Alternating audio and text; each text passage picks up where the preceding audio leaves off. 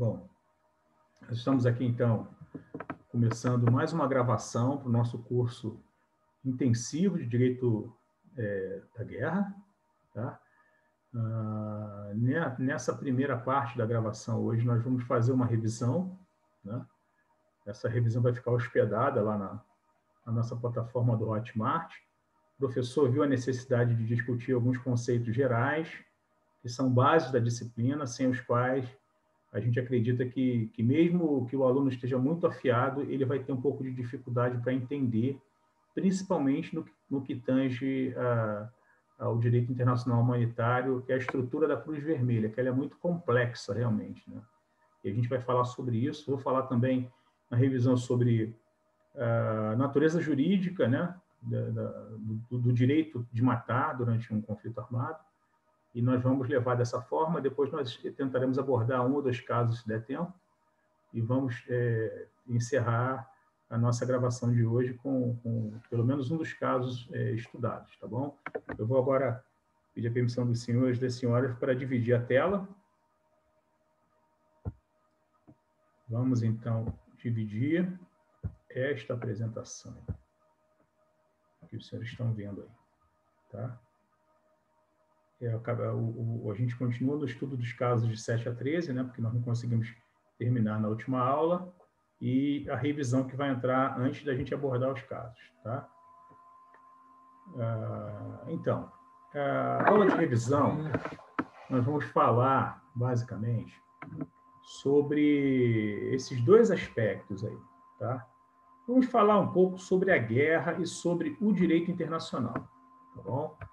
Para a gente poder chegar, a gente vai partir do geral e vai tentar chegar no particular, que é a natureza jurídica do direito de matar de um soldado em conflito armado. Tá? Antes de começar a discussão mais direta sobre guerra, sobre ONU, sobre uso da força, a gente precisa registrar que nós vivemos um contexto, no nosso planeta aqui, né, na nossa civilização humana, nós vivemos um contexto jurídico um pouco, não chega a ser conturbado, mas ele é um pouco incomum na ordem internacional. Tá?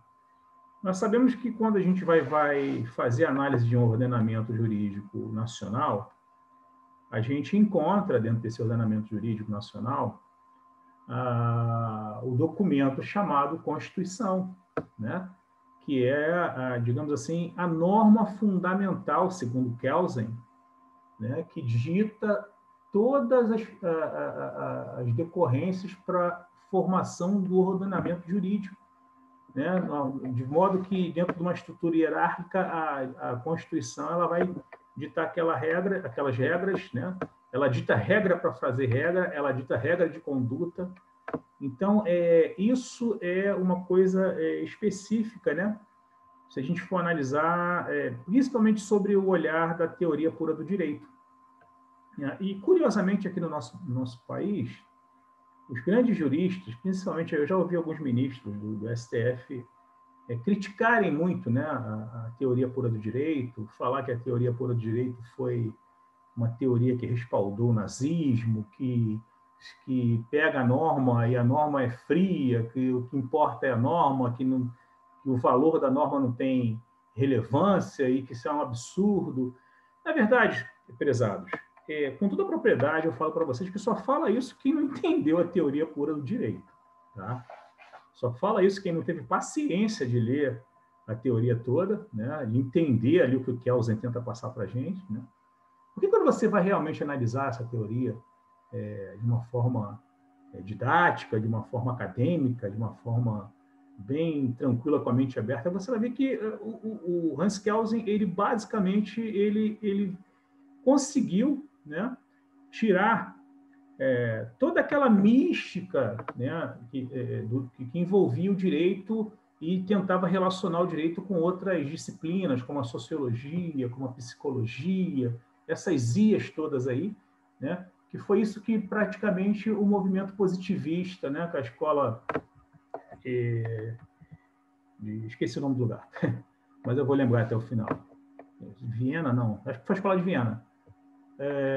Se propôs, né, para tentar fazer do direito uma ciência dogmática, uma ciência jurídica que fosse capaz de ser analisada de uma forma científica, uma ciência científica, né? O que Kelsen fez foi isso. Ele simplesmente tirou realmente tudo que fosse valoração da norma, né? E tentou fazer uma coisa um pouco mais fria para explicar o poder de uma norma fundamental, né? E a norma fundamental, ele teve que usar até um artifício transcendental, porque a norma fundamental de Hans Kelsen, aquela primeira, né? Ela é simples, ela é respeitar a Constituição. Essa é a norma fundamental. E, para Kelsen, essa é a única norma do ordenamento jurídico pátrio que não é posta, que ela é pressuposta. A única passagem na teoria pura do direito que você vai ver a pressuposição de alguma coisa, alguma influência metafísica, é na hora que Kelsen vai tentar falar sobre a norma fundamental, né? Que vai fundamentar realmente todas as normas que vierem atrás. E a primeira norma que vem depois da norma fundamental é a Constituição, a primeira Constituição. Tá? E daí para baixo a gente já conhece todas as leis extravagantes, os regulamentos, né? Tudo que é relacionado ao ordenamento jurídico de um Estado. Aí que vai entrar o nosso problema, né? Antes da gente falar sobre a guerra. O Kelsen, quando fez isso funcionou muito bem para o ordenamento jurídico pátrio.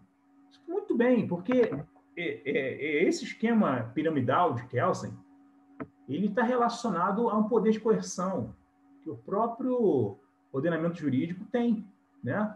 Até mesmo para dar segurança jurídica ao que o ordenamento jurídico diz.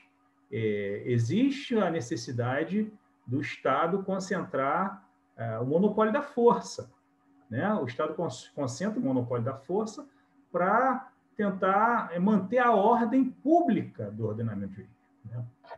E aí isso deu certinho. Poxa, muito bom, né? Mas quando ele partiu para o ordenamento jurídico internacional, ele teve problemas, né? Um dos grandes problemas que ele teve é que o ordenamento jurídico internacional não está sujeito a nenhum soberano. Não tem, né? Não tem um poder político máximo que pode dizer que é soberano dentro das relações internacionais. Não tem. O ordenamento jurídico internacional ele está mais perto do estado de natureza do que realmente do estado de um ordenamento jurídico, né? E aí, o que aconteceu? O Kelsen tentou dar um carpado triplo, né? Ele primeiro tentou usar a Pacta Sunt Servanda para tentar fazer com que os estados pudessem aceitar essa ideia de prevalência do ordenamento jurídico internacional sobre os ordenamentos jurídicos pátrios, né? E se ele fizesse isso, ele conseguiria resolver o problema da norma fundamental do ordenamento jurídico pátrio, porque a norma fundamental do ordenamento jurídico pátrio teria a sua força, ao invés de ter a sua força num conceito metafísico pressuposto, teria a sua força na norma fundamental do direito internacional. Só que, infelizmente, ele não foi muito feliz, né, em justificar isso. Ele recebeu muitas críticas. A visão internacionalista de Hans Kelsen realmente é até uma visão muito romântica, né? A teoria pura. Depois ele conserta isso, depois ele vai melhorando, né? Você vê, ele começa a sua teoria pura do direito como a norma fundamental do ordenamento jurídico internacional sendo a Pacta Sunt Servanda, né?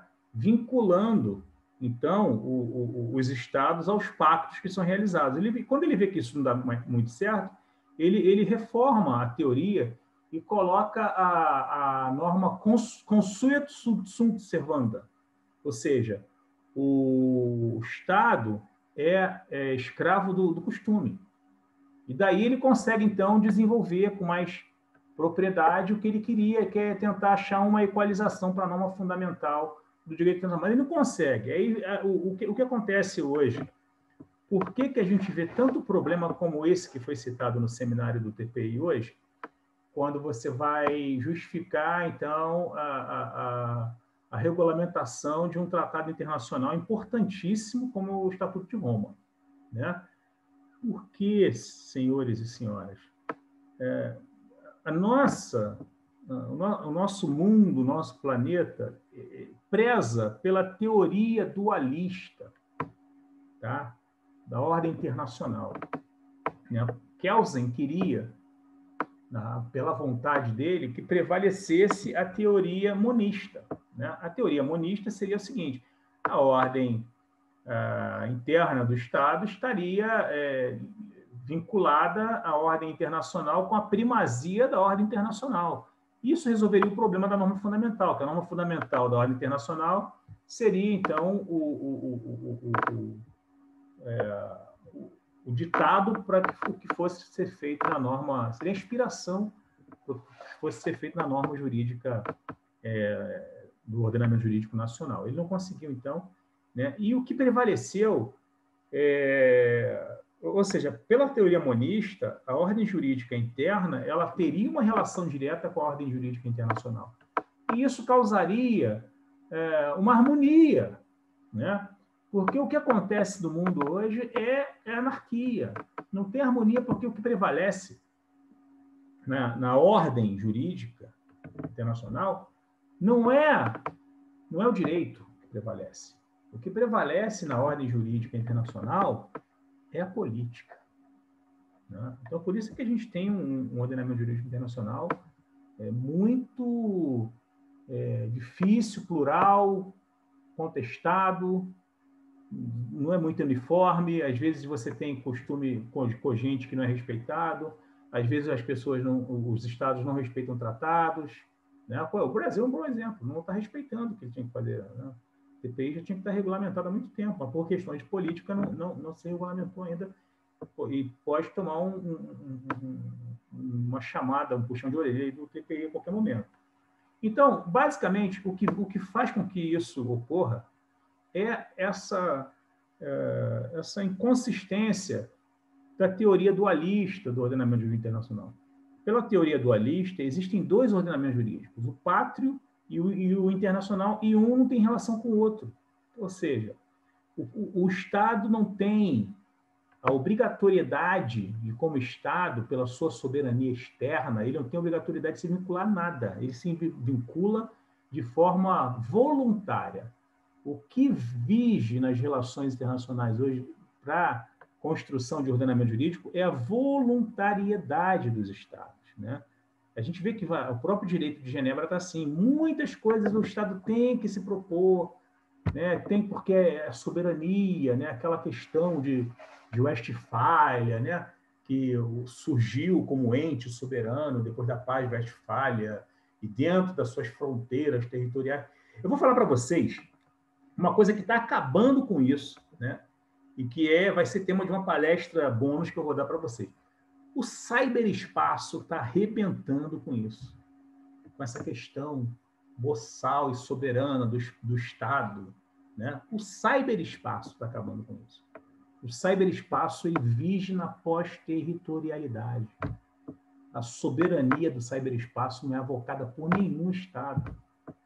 E hoje em dia, você, daí onde você está, você pode pegar o seu celular e fazer uma operação cibernética maliciosa contra uma instituição, um Estado fora das suas fronteiras, sem ninguém saber. Então, gente, o futuro, né, isso aí é de um homem de meia idade, não me chamar de velho, porque daqui a pouco minha mulher me dá uma pancada. Mas um senhor de meia idade, o futuro é constitucionalismo transnacional. O futuro do mundo é esse. Se a gente não chegar a um ponto de resolver isso, ou nós seremos destruídos pelas guerras, que estão ficando cada vez mais letais, ou nós seremos destruídos pelas armas biológicas, ou pelas armas nucleares, ou pelas armas cibernéticas, tá? Ou até mesmo pela deterioração do nosso meio ambiente. Se o planeta não chegar a um consenso de que existe uma categoria de direito, né? Eu chamo essa categoria de direito de penúltima geração, na minha tese, né? Essa categoria de direito que ela necessita ser tutelada por um ente superior, aí bota a ONU, faz um outro organismo mais forte, com uma nova distribuição de poder político, porque a ONU é a piada, né? A ONU é a piada, essa composição da ONU aí, dando prioridade a quem tem arma de destruição de massa, só faz os estados quererem mais desenvolver em projetos secretos as suas armas, né? Faz o que tiver que fazer, mas a verdade é a seguinte: para o ser humano não se extinguir, um dia ele vai chegar à conclusão de que ele precisa de uma ordem internacional que seja efetiva e que tenha poder de coerção. Não esse poder político, né? Que o Conselho de Segurança decide quando e aonde a ONU vai empregar tropas. Não, tem que ter um poder político que respeite o ordenamento jurídico como um ordenamento jurídico e não político. O processo de construção de normas no ordenamento internacional tem que ser um processo jurídico e não um processo político, que hoje é feito por meio dos grandes, dos fortes, né? Daqueles estados que têm mais preponderância. Dito isso, eu acho que vocês conseguiram ter uma noção da treta que envolve o direito internacional e que dificilmente algum professor tenha coragem de dizer, né? Mas isso é importante para vocês entenderem o direito da guerra. A gente já falou sobre Clausewitz, né? Falei numa das aulas aí sobre Clausewitz, foi na primeira aula. Esse aí é o Karl von Clausewitz, né? O nosso coronel da Prússia, que foi o grande filósofo da guerra, né? E ele realmente ele relaciona a guerra com uma continuação da política, né? Então você vê como é que é o nosso problema. A política já é uma coisa muito complicada de você entender. E quando essa política é feita com o emprego de violência, de força física, ela fica mais complicada ainda. Agora, você imagina você tendo que normatizar esse emprego da violência. É isso que o direito internacional humanitário e o direito internacional penal tentam fazer. Normatizar o instinto ruim de autodestruição do ser humano. Tá? E é um caminho difícil. É um caminho difícil. E quando você precisa da voluntariedade dos Estados, isso fica mais difícil ainda. Então é o seguinte: essa guerra ela vem dos primórdios lá do Grotius, Vitória, aqueles doutrinadores internacionalistas mais antigos falavam da guerra justa, né? Da guerra. Eu acho que até o próprio Bob fala sobre isso também. Falavam da guerra justa, né? O soberano, né? O soberano era boçal e soberano para decidir sobre a feitura ou não de uma guerra. O soberano podia decidir se ele ia empregar as suas forças armadas em um conflito, desde que, na cabeça dele, aquela guerra fosse justa, principalmente sob o ponto de vista do clero, né? E aquilo ali, na verdade, era o Justum Bello, né? Que depois se transformou em Jus ad bellum, né? O Justum Bello, o Estado tinha o direito de fazer a guerra. Era uma guerra, além de ter o direito, a guerra era considerada uma coisa justa. A intenção era sempre para restabelecer a paz. O objetivo devia ser sempre de restabelecimento da justiça. A guerra deve ser acompanhada de uma disposição interior de amor cristão entre as partes. Você imagina, cara, uma sandice dessa? Guerra de amor. Olha só, é você chegar no combate e falar assim, cara, eu te amo, mas eu vou te matar, tá? Pum! Né? Amor cristão. A guerra só deve ser empreendida sob a autoridade de um soberano legítimo. E a conduta deve ser justa. Então, esse é o conceito da guerra justa.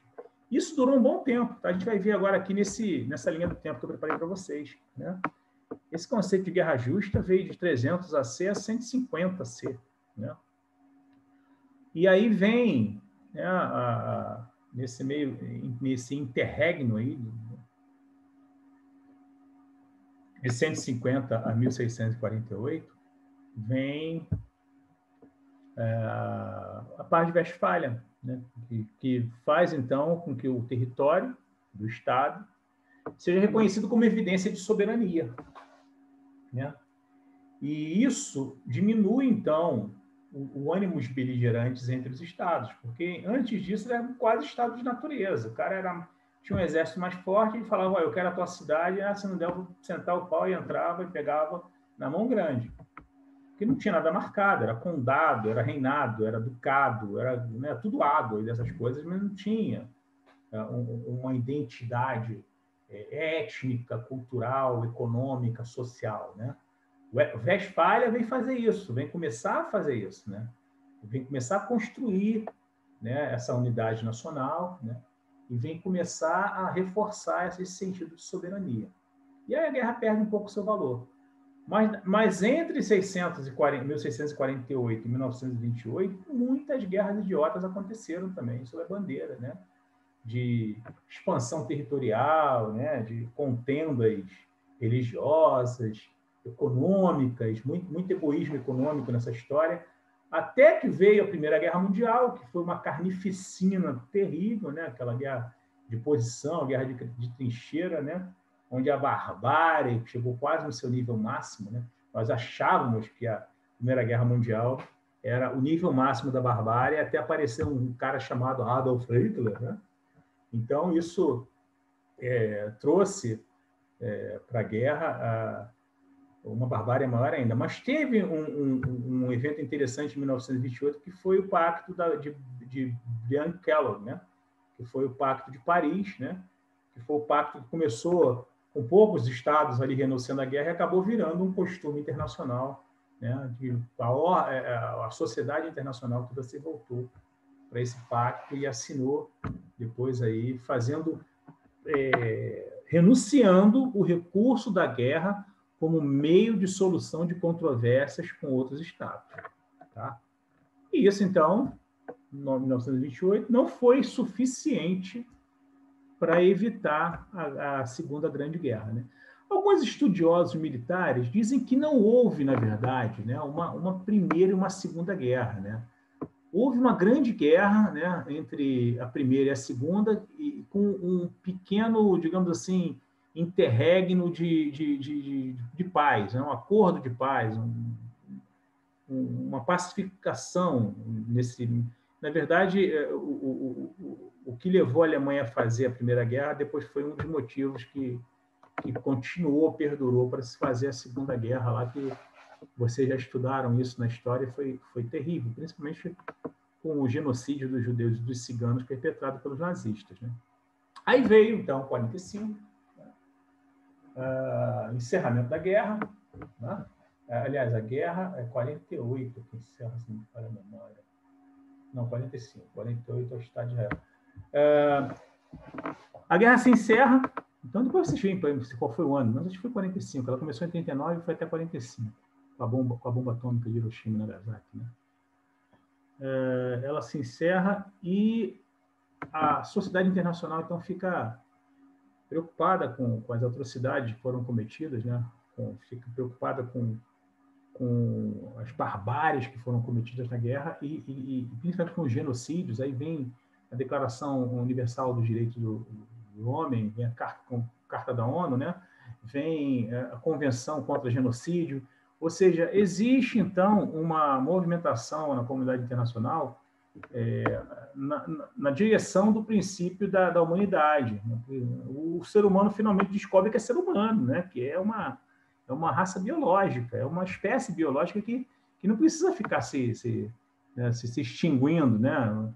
E aí daí vocês acompanharam a questão da Guerra Fria depois, né, 45, a bipolaridade do mundo, né, até chegar à unipolaridade. Agora vamos voltar à bipolaridade de novo, porque a China está despontando como hegemonia no cenário internacional, né, geopolítico. Bom, isso aí faz então surgir os 3 direitos que vocês já estão carecas de conhecer, né? Já falam bastante sobre isso. Da Haia, que limita os métodos de combate, de Genebra, que se preocupa com a proteção das pessoas durante as hostilidades, e o de Nova York, né? Que é praticamente a gênese do direito internacional penal, né? Que se preocupa mais ali com a conduta dos estados nas suas relações bélicas, né? O da AIA, então, estabelece direitos e deveres de beligerantes. Eu acho que essa transparência vocês já viram lá no outro cursinho. Acho que eu aproveitei isso aqui daquela outra aula, né? Eu não vou ler tudo, não, porque vocês já estão careca de saber. O de Genebra é o que a gente está estudando mais a fundo, né? Que fala sobre essas categorias, né? São criadas categorias de proteção. Vocês têm que entender, até o final do curso, que Genebra é proteção. Está sempre protegendo alguma coisa. Vocês entendendo a proteção, entendendo qual é a categoria protegida e qual é o documento, colocando naquele esquema mental que eu estou tentando criar para vocês, vocês não vão ter mais dificuldade com problema nenhum. Mesmo que o cara misture todos os regimes jurídicos, vocês vão ter a visão além do alcance da espada justiceira para poder olhar o problema e fazer a divisão, a análise e depois fazer a síntese, né, da forma que tem que ser feita na resposta. Então, é náufrago, doente, ferido, os militares fora de combate, o combatente fora de combate, o próprio prisioneiro de guerra é um protegido, né? Antes, os prisioneiros eles eram torturados, eram mortos, eram esquartejados, eram usados como escravos, eles faziam um diabo com o prisioneiro, né? E depois, em 1929, já tentou-se, com as primeiras convenções de Genebra, tentou-se dar uma melhorada nisso, mas não foi suficiente, né? Na Segunda Guerra, o pessoal cuidar bem dos prisioneiros de guerra. Então é isso aí, gente. Vamos passar para frente aqui. Aí chega o nosso direito de Nova York, né? Que é a Carta da ONU, né? Nós, pessoas do mundo, né? Declaração de Direitos Universal dos Direitos Humanos. Cria-se a ordem jurídica wilsoniana, né? Que é uma ordem jurídica bem, digamos assim, não muito real, né? Ela eu esqueci o nome da palavra, é uma ordem jurídica que não é realista, ela é idealista. Ainda bem que eu falei o realista, que é bem idealista, né? O mundo é o país das maravilhas, as pessoas são todas boas, nascem boas, né? E vamos crescer, não vamos fazer guerra, e estabelece, então, as regras para que o conflito armado seja considerado aceitável, né? Não mais naquela concepção de guerra justa, porque o jus ad bellum, que figurava como um direito do Estado, né, ao recurso da guerra, ele acaba com a Carta da ONU. Aí entra a coisa chamada jus in bello, ou seja, a guerra, o recurso da guerra, do conflito armado, do uso da força, ele só é permitido se ele for juridicamente justificado. Tá? Ele tem que estar a justiça tem que estar na guerra, em belo, tá? E não você ter a guerra como meio de fazer justiça, com o juiz ad bellum, né?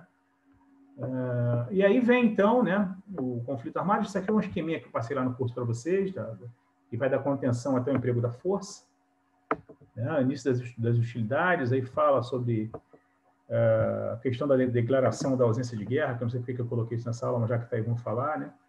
A única coisa que serve a declaração de guerra é para melhorar, então, o Estatuto da Neutralidade, porque quando você tem guerra, você tem potência protetora, você tem os países neutros, isso fica muito bem arrumadinho, né, de modo que quando você vai usar o direito da guerra, isso fica mais fácil de se enxergar no caso de uma persecução penal por algum crime que seja cometido no curso do conflito armado.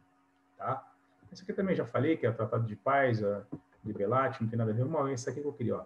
Carta da ONU. A Carta da ONU, então, ela vem falando, né, das possibilidades de se fazer guerra. Né? E, basicamente, o preâmbulo da Carta ele fala que praticar a tolerância, viver em paz uns com os outros, bons vizinhos, unir as nossas forças para manter a paz e a segurança internacional, para garantir a aceitação dos princípios e a instituição dos métodos, que com força armada não será usada a não ser com interesse comum. Olha aqui, né?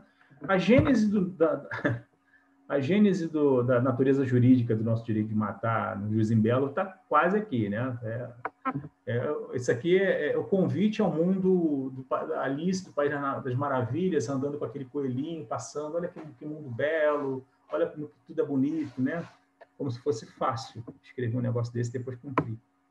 Aí eu botei aqui a composição do Conselho de Segurança, depois vocês vão ver também que eu acho que isso também está na outra. Não, isso não está na. Eu acho que isso aí eu não coloquei na aula do curso, não. Depois eu vou deixar lá para vocês verem, tá?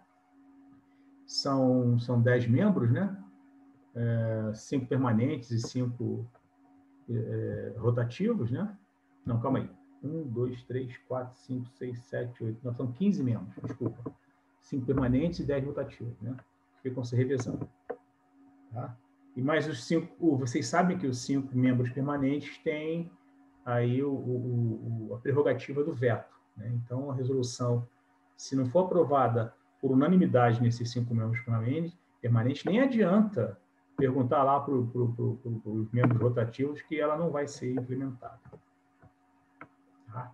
E aí vem, então, essa carta, ela fala sobre a solução pacífica de controvérsias, privilegia, então, a A carta, ela privilegia a paz, o recurso da paz, mas ela não nega a possibilidade de uso da força. Como é que essa força, então, é usada? Né? Ela é usada por três principais motivos. Né? Ela é usada pelo primeiro motivo deles, é a tal da legítima defesa. A legítima defesa, para que ela se caracterize, e esse artigo 51 é uma coisa que eu estou debatendo na minha tese também, porque ele é um artigo muito mandrake. Né? Ele privilegia muito a expressão da força armada, ele privilegia muito a violência cinética. Né? Ele não privilegia a violência econômica, a violência psicológica, a violência intimidativa que um Estado pode fazer com o outro, que pode ter também consequências mais graves até do que um próprio ataque armado. Né? Isso aí vai influenciar muito no direito internacional cibernético, porque o direito internacional cibernético, ele basicamente ele se dá, né, praticamente sem observar o emprego de força cinética. Né? Então, por exemplo, você pode fazer um ataque cibernético, destruir uma usina nuclear, né, e isso não ser considerado um uso da força. Você pode, por exemplo, fazer um ataque cibernético e destruir uma democracia, fazendo com que um presidente que não tenha condições de ser eleito seja eleito, e isso não ser considerado uma intervenção ilícita. Né? Você pode fazer, por exemplo, um bloqueio total a um país inteiro e deixar todos os sites do país fora do ar, inclusive os sites de hospital, de controle aéreo. Você pode fazer acontecer um acidente aéreo, você pode fazer com que as pessoas, como aconteceu, né, um ataque cibernético numa UTI, uma pessoa morreu por causa desse ataque cibernético, porque as UTIs foram embaixo. Isso tudo você pode fazer, que pode até ter consequências piores do que um ataque armado, e isso não é considerado, então, ataque armado, e o Estado não pode agir, teoricamente, em legítima defesa se sofrer um viés desse. Esse é um grande gap que tem na nossa legítima defesa da Carta, tá bom? Bom, vamos então tentar aqui destrinchar, finalmente, essa primeira parte aqui. Eu me alonguei demais, desculpa, mas acho que é legal vocês terem conhecimento dessa base. A chamada Guerra Justa tinha como ponto de ignição a vontade do soberano. O recurso da guerra era um direito do Estado. A Carta da ONU, então, e antes o Pacto de Brian-Kellogg, tiram do Estado a prerrogativa de escolha do recurso de uso da força para a solução de controvérsias. Tá? Tiram, não totalmente. Tá? Não totalmente, porque eles deixam ainda, né, aqueles três, digamos assim, as três possibilidades nas quais você pode ter a legitimidade. Na verdade, vocês devem estar curiosos, porque, na verdade, são duas, mas eu coloquei mais uma que eu vou explicar por quê. Olha aqui por quê. A primeira é básica, é a autorização do Conselho de Segurança da ONU. E vocês precisam entender isso para entender, então, o direito, o conceito que eu estou tentando passar, doutrina do professor Alexandre Teixeira.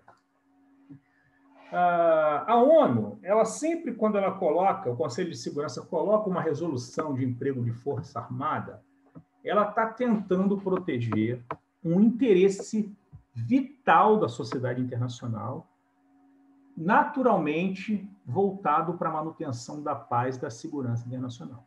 Tá? Então, teoricamente, o que ela protege ali é uma agressão injusta por parte de algum Estado. Se lembra do injusto? Que a gente falou que o injusto ali, do desprudente ilicitude, né? Olha aí, olha o injusto surgindo aí. A ONU, por uma resolução de segurança de emprego de força, ela está protegendo o interesse vital da sociedade internacional no que tange a manutenção de paz e segurança. Né?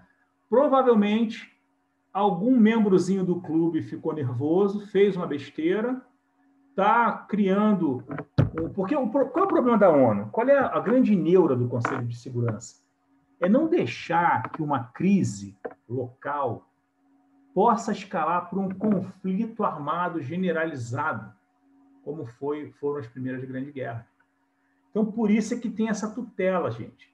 Pô, aparecer um conflito, eles ficam acompanhando. Né? Se não tiver nenhum interesse geopolítico de algum idiota, desses como Rússia, Estados Unidos, China, a França e a Inglaterra não costumam piruar muito, não.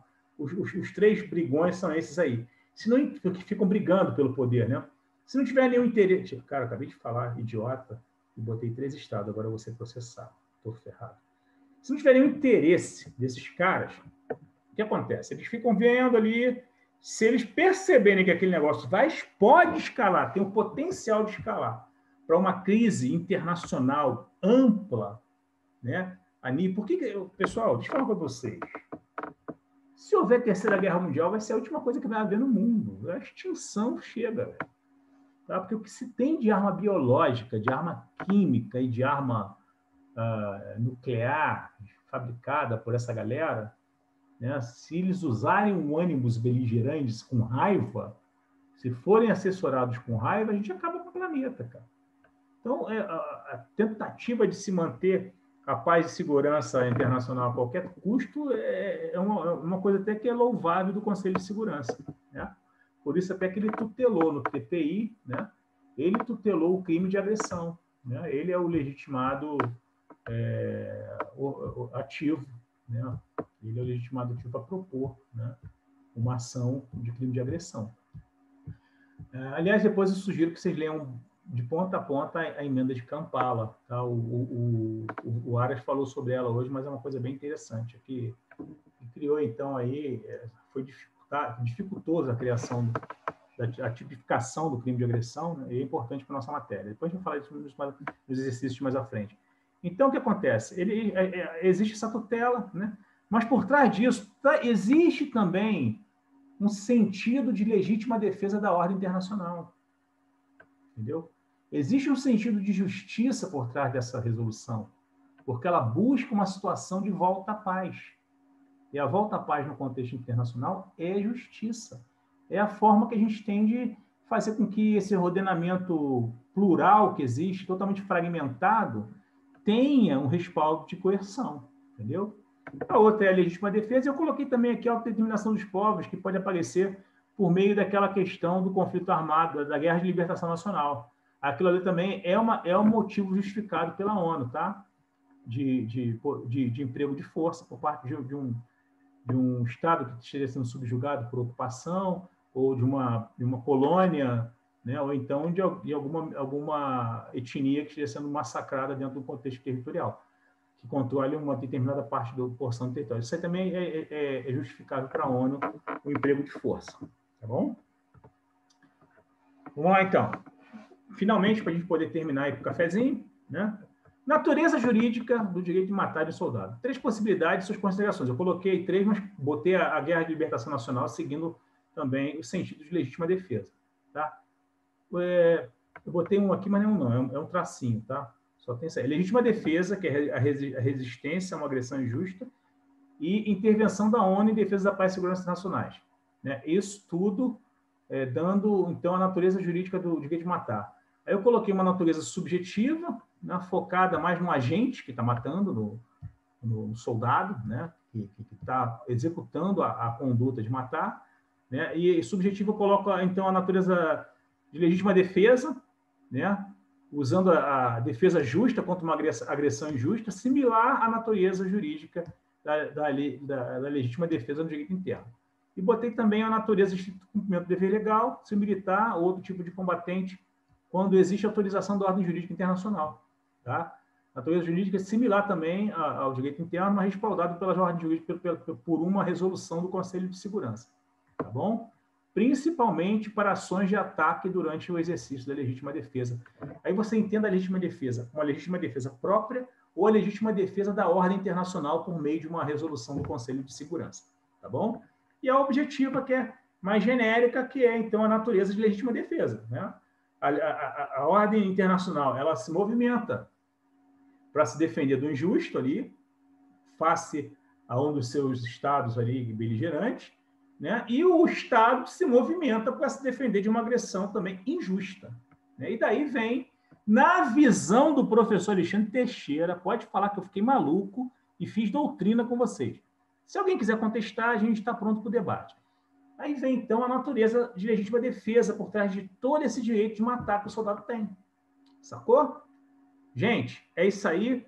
A gente vai pausar agora, então, essa primeira parte da aula de revisão e a gente volta daqui a 5 minutos. Um grande abraço, a gente vê você daqui a pouco.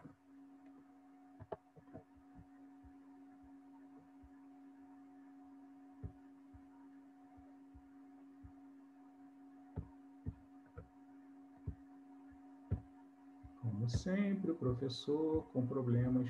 Quando o pessoal for ver isso aí, vai rir pra caramba, que o professor tem sempre problema de fechar esse... Não, calma aí. O que eu fiz aqui? Acho que eu travei meu vídeo agora. Bom, vou fechar aqui.